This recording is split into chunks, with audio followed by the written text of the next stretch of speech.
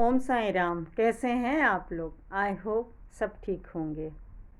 आज जो मैं आप लोग के साथ शेयर कर रही हूँ, बस ये बताना चाह रही हूँ कि अगर हमारे लाइफ में कुछ प्रॉब्लम आ जाती है और कुछ समस्या ऐसी आ जाती है जिसके लिए हमें अपने बच्चों को या मतलब छोड़ के कुछ दिन हॉस्पिटल में रहना पड़ता है। देखिए, अगर अचानक कोई प्रॉब्लम हो जाता है तब तो आप कुछ व्यवस्था कर ही नहीं सकते हैं, कुछ भी मतलब इंतज़ाम नहीं कर सकते हैं। अचानक आपको भगवान के भरोसे छोड़ के जैसे ही फ़ोन आए आपको जाना ही पड़ता है।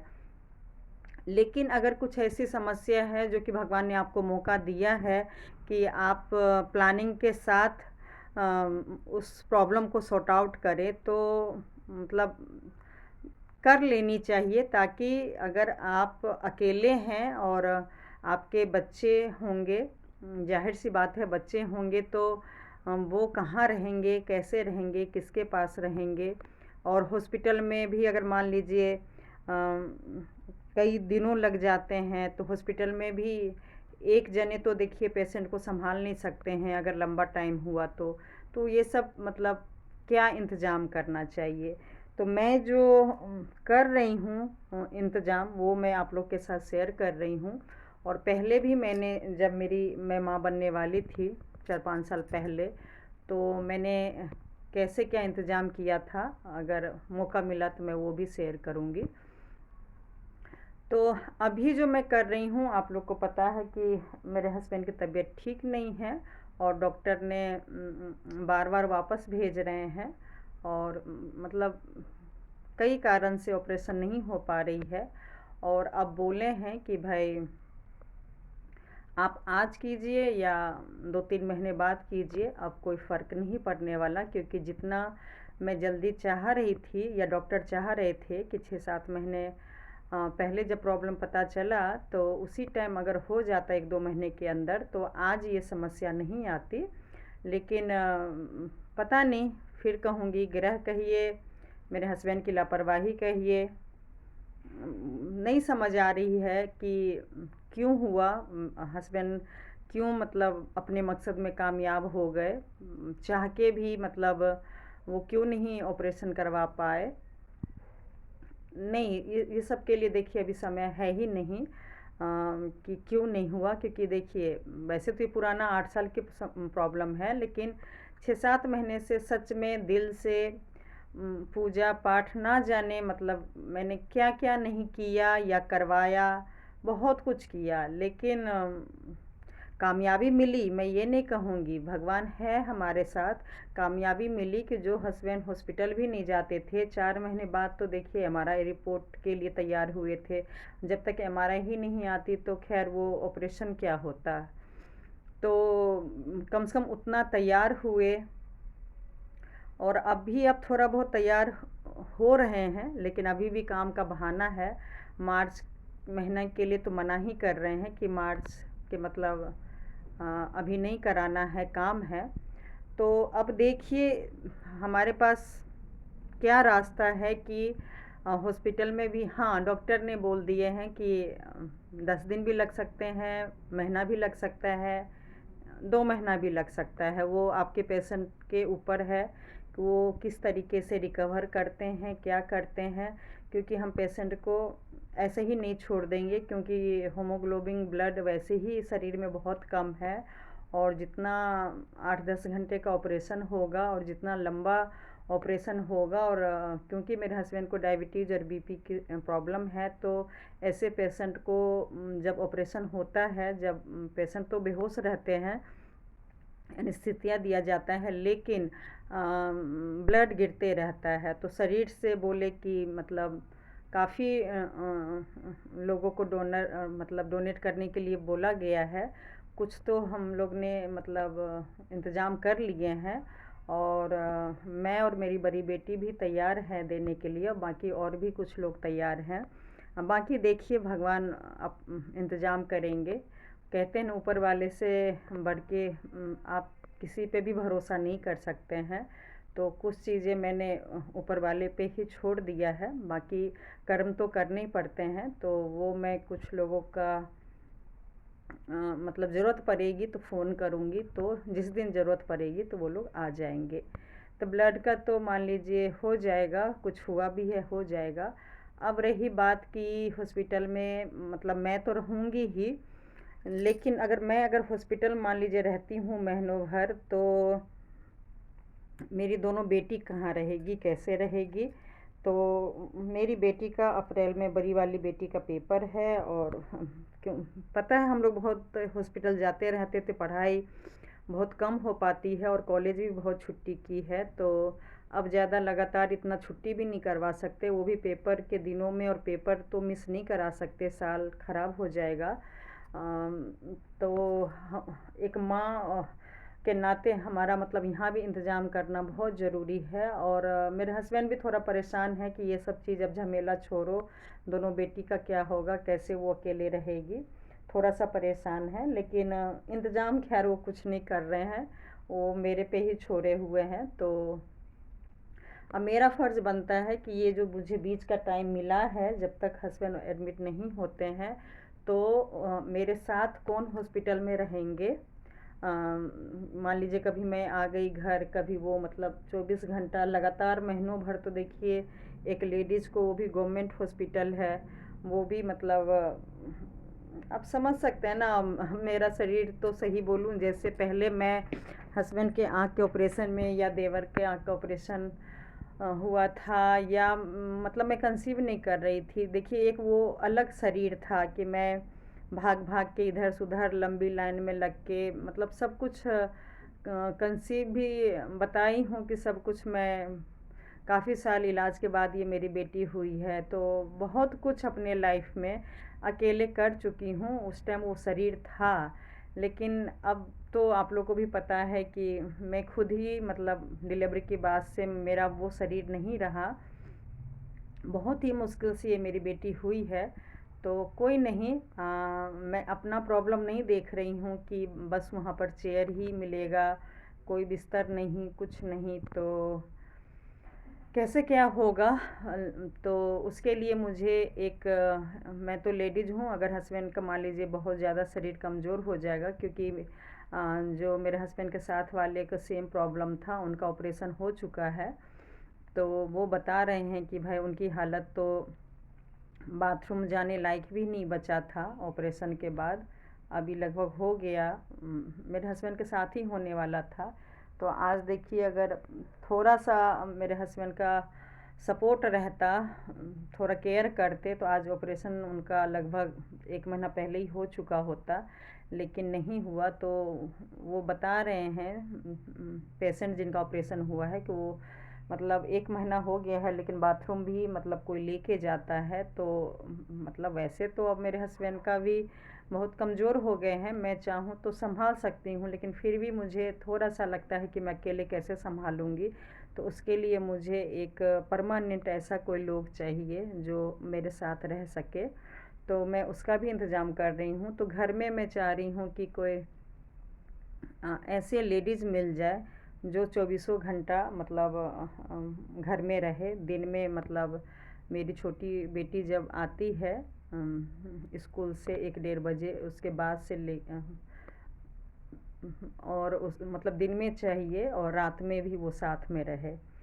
तो मैं कुछ लोग को बोल रही हूँ, इंतज़ाम देखिए करना ही पड़ता है। तो मैं जब अभी फ्री हूँ, तो कभी भी देखिए एक एक के भरोसे नहीं रहना चाहिए, क्योंकि जिनके भरोसे आप हैं, अचानक उनको ही इमरजेंसी आ गया, या उनको ही मान लीजिए प्रॉब्लम हो गया, तो फिर क्या करेंगे अचानक। तब मैं 2 4 5 लोग से बात कर रही हूँ, तो जो मेरे डिलीवरी में टाइम पे हेल्प रिलेटिव कर रहे थे, मेरे मामा मामी हैं गांव में, वो लोग आ रहे थे, लेकिन लॉकडाउन में ट्रेन कैंसिल हो गया था।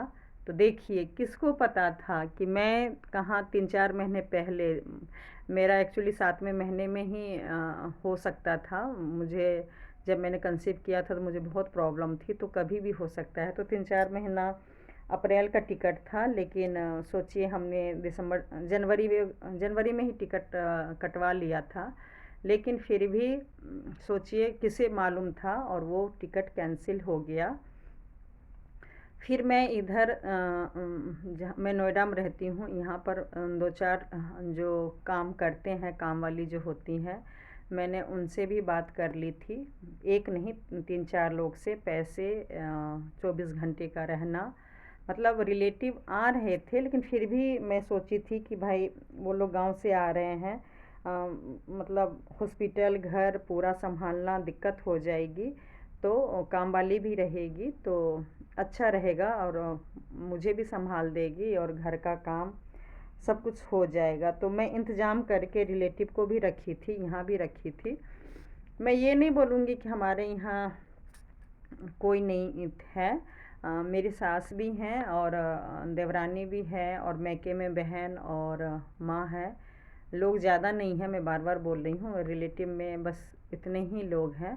तो क्योंकि माँ और सास से देखिए कोई भी लोग, क्योंकि मेरा ही अब एज ज़्यादा हो गया है, मैं काफ़ी लेट कंसीव की हूँ, तो मेरी जो मदर इन लॉ है, सास हैं और मम्मी हैं, वो लोग का एज ऑलरेडी ज़्यादा है, और तबीयत भी ठीक नहीं है, इतना ठीक नहीं है कि वो लोग हॉस्पिटल घर पूरा अच्छे से संभाल सके।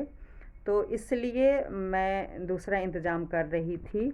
और बात रही देवरानी का, तो देखिए झूठ नहीं बोलूँगी, उसने मेरे से कहा था कि मैं पूरा संभाल दूँगी जैसे आपने संभाला था। तो लेकिन फिर यही आ जाती है कि देखिए वो, उसके भी 2 बच्चे हैं और मेरी भी एक बेटी थी, और घर का सारा कुछ संभालना थोड़ा सा मुझे लगा कि अकेले संभालना मुश्किल हो जाएगी। तो अगर मान लीजिए, क्योंकि मुझे एक्चुअली रेस्ट बहुत चाहिए था, बहुत मुश्किल से कंसीव हुआ था और मेरा शरीर बिल्कुल ही बर्बाद हो चुका था। तो मैंने सोचा कोई नहीं, तुम, देवरानी से कहती थी कोई नहीं, तुम जो ऊपर ऊपर के सारे काम हैं वो सब कर लेना, लेकिन काम वाली रहेगी तो होता है ना, थोड़ा सा बच्चे का मालिश वालिश और मेरा जो केयर होता है पर्सनल, वो सब कर देगी। और मैं बोली कोई नहीं, अगर काम वाली नहीं मिलेगी या नहीं आएगी तो लास्ट ऑप्शन तो तुम हो ही, तुम कर ही दोगी, ये मुझे पूरा भरोसा है। लेकिन अगर काम वाली मिल जाती है तो उससे क्या होगा कि सभी को आराम मिल जाएगा। आखिर लोग पैसे किसके लिए कमाते हैं। और इस दूसरे बच्चे के लिए तो सोचिए, मैं 2006 से लेकर और ये 19 में कंसीव, हाँ 20 में सोचिए ये मेरी बेटी हुई है। तो इतने सालों से जो मैं कमाई थी, बचाई थी, और इतना जो सोचिए मैं इलाज में लाखों खर्च कर दी, तो 10-20-50 हज़ार अगर मान लीजिए काम वाली में 2-4-5 महीना आराम ही मिल जाता। तो देखिए आज सही बोलूँ, आज अगर मुझे वो आराम मिल जाता ना, 2-4-5 महीना जो मैंने प्लानिंग बनाया था, तो आज जो मेरा ये शरीर का हालत हुआ है ना, सही बोलूँ तो नहीं होता। लेकिन भगवान को भगवान को क्या दोष दें, भगवान को देखिए ऐसा बीमारी उस टाइम था कि मतलब 2020 में कि लोग ही नहीं रहे। हमें तो फिर भी देखिए ज़्यादा लालच नहीं करना चाहिए। भगवान तो हमें भी देखिए, हमें, मुझे, मेरे हस्बैंड, मेरी बेटी को, सबको दिल्ली के एम्स में मेरा डिलीवरी हुआ था तो बचा के घर वापस भेज दिए, तो वो भी देखिए बहुत बड़ी बात है। तो ज़्यादा लालच तो करनी नहीं चाहिए, कम से कम 4-5 साल तो भगवान ने आयु दे दिया। लेकिन हाँ, समस्या वहीं वहीं खड़ी है। हाँ, कभी देखिए भूलना नहीं चाहिए, और भगवान पे देखिए हमेशा भरोसा रखना चाहिए। तो मेरे रिलेटिव सब लोग थे और मुझे पूरा भरोसा था, ऐसा नहीं था कि मैं बाहर, शहर से बाहर के लोग को बुला रही हूँ, दूर के गांव से रिलेटिव को बुला रही हूँ, वही लोग करते। अगर ज़रूरत पड़ता तो जो मेरी देवरानी है या मेरी मम्मी है, जो भी है, सब लोग मिल के संभाल लेते, इसमें कोई बड़ी बात नहीं थी। लेकिन फिर भी मैं सबको सुविधा देते हुए, लोग एक्चुअली गलत मतलब निकाल लेते हैं, लेकिन मैं सबको सुविधा देना चाह रही थी कि सब आराम करो, और इतने सालों बाद भगवान मेरी गोद भरे हैं तो सब अच्छे से मतलब एंजॉय करो, खुश हो, वो माहौल होना चाहिए, ना कि काम काम टेंशन हो, किसी को किसी के एक के ऊपर भार पड़े। तो मैंने पैसे को नहीं देखा क्योंकि भगवान ने पैसे दिए थे, और जब मैं इतना सारा खर्च की थी तो भाई अभी भी कर लेते। तो इस वजह से मैं फ़ाइनल की। लेकिन देखिए, टॉपिक ये है कि इंतज़ाम कई लोगों को करना चाहिए, तो उन लोग का ट्रेन कैंसिल हो गया। जो काम वाली, देखिए आज मेरे पास फ़ोन नंबर नहीं है, उनका चेंज हो गया।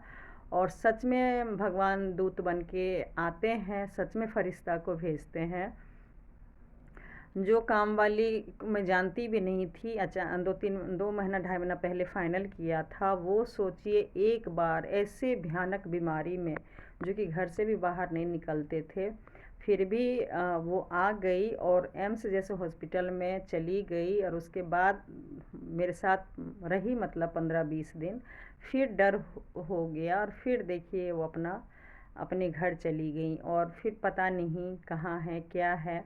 तो मैं तो यही मानूंगी कि भगवान ने भेज दिया और काम हो गया। काम सही में, देखिए कभी भी किसी को घमंड नहीं करनी चाहिए। काम आप अपनों को कोई मदद करे ना करे, भगवान अगर आप सही कर्म किए हैं तो कहीं ना कहीं से देखिए मदद मिल ही जाएगी। तो वो मदद करके और चली गई, तो सही में भगवान पे भरोसा रखना चाहिए। और बात रही कि देखिए हॉस्पिटल में अपने, खासकर मम्मी लोग को नहीं ले गई क्योंकि 60-65 साल की थी, और डायबिटीज़ था। सब लोग कहते थे कि भाई बड़े लोग को ज़्यादा कोरोना बीमारी पकड़ लेता है, इस वजह से लेके नहीं गई। और रही देवरानी का, तो सच बोल रही हूँ, मुझे बस यही लग रहा था कि इतनी भयानक बीमारी में, मैं 1 महीने से यही सोच रही थी, इतनी भयानक बीमारी में मैं और मेरे हस्बैंड या जो मेरा बच्चा होगा, वो लोग को लौटना मुश्किल है, घर लौटना मुश्किल है।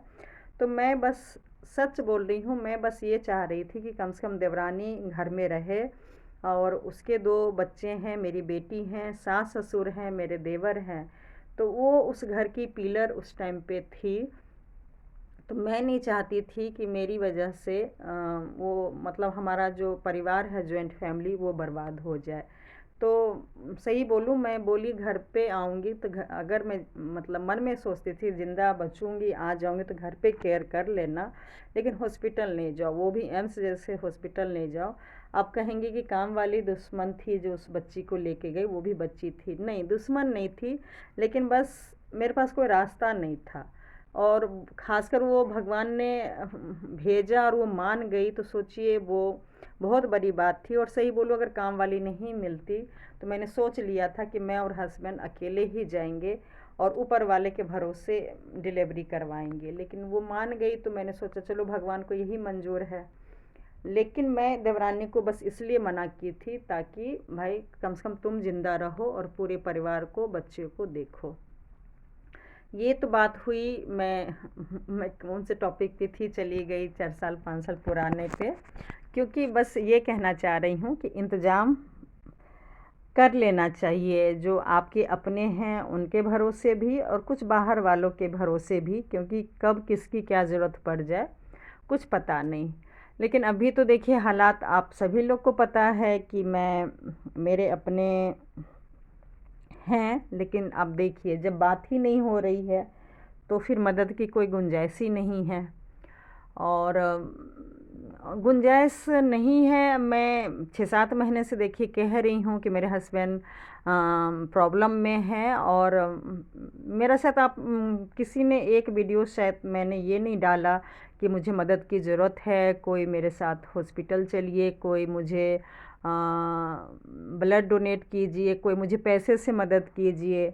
नहीं, मैंने ऐसा एक भी वीडियो नहीं बनाया, और सच बोल रही हूँ अभी तक तो मेरे मन में ये सब है भी नहीं। क्योंकि देखिए कुछ समस्या, कहते हैं ना डॉक्टर ही हैंडल करते हैं। मैं बीबी हूँ तो मैं भी क्या कर सकती हूँ। हाँ, बस रिलेटिव्स, बस ये सपोर्ट चाहिए था कि मेरे हस्बैंड को बस थोड़ा सा खुश रखे, उनको मोटिवेट करें, उनको समझाएं और जल्दी से जल्दी ऑपरेशन करवा दे बस। हाँ, ये मुझे मदद चाहिए था, झूठ क्यों बोलूँ, क्योंकि मैं इतनी अहंकारी ईगो वाली नहीं हूँ कि भाई मेरे हस्बैंड धरती पे रहे या नहीं रहे, मैं मुझे किसी की मदद की ज़रूरत नहीं है। ये अहंकार मेरे अंदर ना था, ना आने वाले कल में होगा। आज भी बता दूं कि अभी तो मान लीजिए नाक की प्रॉब्लम है, अभी फिजिकली चल रहे हैं हम लोग, मेट्रो से आ रहे हैं, जा रहे हैं, ऑटो से आ रहे हैं, चौथी मंजिल पे हूँ तो मेरे हस्बैंड आराम से चढ़ जाते हैं। बाय चांस खुदा न खास्ता मान लीजिए अगर फिजिकली भी प्रॉब्लम हो जाएगी तो ऐसे घमंड किस काम का कि मतलब मुझे अपनों से या किसी से मदद तो लेनी ही पड़ेगी ना। तो ये अहंकार तो देखिए किसी के अंदर होनी ही नहीं चाहिए कि मरते दम तक मुझे किसी की मदद की ज़रूरत नहीं पड़ेगी या मैं मदद नहीं लूँगा या लूँगी। तो मेरे अंदर भी यही है कि जो काम हो सकता है अकेले बिना किसी को परेशान किए वो काम करते रहिए। जिस दिन जिसकी ज़रूरत होगी तो भाई मेरे पास मोबाइल में नंबर सभी के हैं, चाहे किसी से मेरी बात हो रही है या नहीं हो रही है। अगर मेरे हस्बैंड की ज़िंदगी का बात आ जाएगी कि अगर मुझे किसी से मदद लेके अगर मेरे हस्बैंड का ज़िंदगी बच सकता है तो मैं ज़रूर फ़ोन करूँगी, बिना किसी ईगो के, बिना किसी घमंड के। वो मेरे पास है ही नहीं, ज़बरदस्ती लोग डाल दें उसका मतलब ये नहीं है कि मेरे अंदर ईगो है या घमंड है। तो अब बात रही कि किससे मैं मदद लूँगी, जो मेरे घर पे रहें और हॉस्पिटल में रहें। तो वही मामा मामी लोग बोले हैं कि आप लोग को पता है किसान लोग तो मार्च अप्रैल गेहूँ वगैरह कटता है तो काफ़ी बिजी होते हैं। तो मेरे मामा बोल रहे हैं कि भाई अगर जब इतना लेट हुआ है डॉक्टर से बोलो अगर मई में करवाते हो तो मई जून जितना महीना 2 महीना जो भी बोलोगे, मैं मतलब मामा और मामी आराम से आके रह लेंगे, मतलब घर भी संभाल देंगे और हॉस्पिटल भी संभाल देंगे। तो अब देखिए डॉक्टर भी कहना है कि भाई लेट वैसे ही हो चुका है, काफ़ी लेट हो गया, तो अब महीना 2 महीना में क्या फ़र्क पड़ता है। और मेरी बेटी का अप्रैल का पेपर भी है, तो भगवान पे मैं सब कुछ छोड़ रही हूँ। और ऐसा नहीं कि मैं देखिए फिर से मैं मामा मामी के ही भरोसे पे रह जाऊंगी। मैं यहाँ भी कोई ऐसे हस्बैंड वाइफ देख रही हूँ जो महीनों भर मेरे घर में भी संभाल दे और हॉस्पिटल भी संभाल दे। और और इसके अलावा मैं इस टाइम भी ऐसे काम वाली को देख रही हूँ जिनको मैं देखिए सालों साल से थोड़ा जानती हूँ, क्योंकि अनजान काम वाली को मान लीजिए कोई अनजान है तो बड़े लोग के बीच में अगर आप रात भर रख लेते हैं तो कोई दिक्कत नहीं है, लेकिन जब मैं घर में रहूँगी ही नहीं, मेरे हस्बैंड नहीं रहेंगे, तो 2 बेटी के साथ अनजान लोगों के साथ रखना सही नहीं है। भले ही मेरे ससुराल वाले नीचे हैं लेकिन फिर भी मैं सोच रही हूँ कि ऐसे कोई मिल जाए जिनको मैं सालों साल से जानती हूँ। तो ऐसे ही एक काम वाली हैं जिनको मैं जानती हूँ, तो मैं उनको बुला के अपनी सारी समस्या बताई कि और भी मतलब ये जिनको मैं बुलाई हूँ उनको तो बताई, और 2-3 मैंने और भी कई लोग को बोला हुआ है, और वो लोग की तरफ से भी मैं फ़ाइनल करके रख रही हूँ, पैसे वगैरह का बात करके।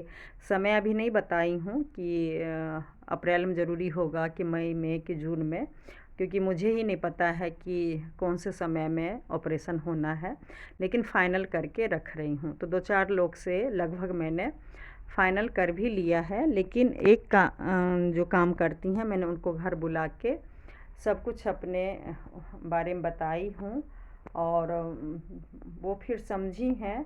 और बस उनकी भी यही समस्या है कि उनके छोटे छोटे मतलब बेटी के बच्चे हैं, वो एज भी हैं, उनको एक्सपीरियंस भी है, वो आराम से रह सकती थी, लेकिन ये है कि वो दिन में बहुत ज़्यादा कई घर में काम करती हैं। और रात में मैंने जब बोला कि आप जो भी 1 2 3 जो भी छोटे बच्चे हैं आप यहाँ आके रह लीजिए, तो जैसे मेरी बेटी कहीं और नहीं रह सकती है, रोती है, वैसे ही उनके जो बच्चे हैं वो भी बोले कि भाभी मतलब मेरे बच्चे भी आपके यहाँ नहीं रह पाएंगे, मुझे मतलब दिक्कत होगी। तो मैंने बोला कोई नहीं, अगर आपके जैसे जिसको आप जानती हो, मैं तो नहीं जानती हूँ, आप जानते हो, उनको आप भेज दीजिएगा, मैं बात करूँगी। तो ये सब तो हो गया, लेकिन देखिए वो बहुत समझदार लेडीज़ हैं। उन्होंने मुझे बोला, भाभी आप इतना परेशान हो, मैंने सब कुछ बोल दिया और खुल के ही बोला।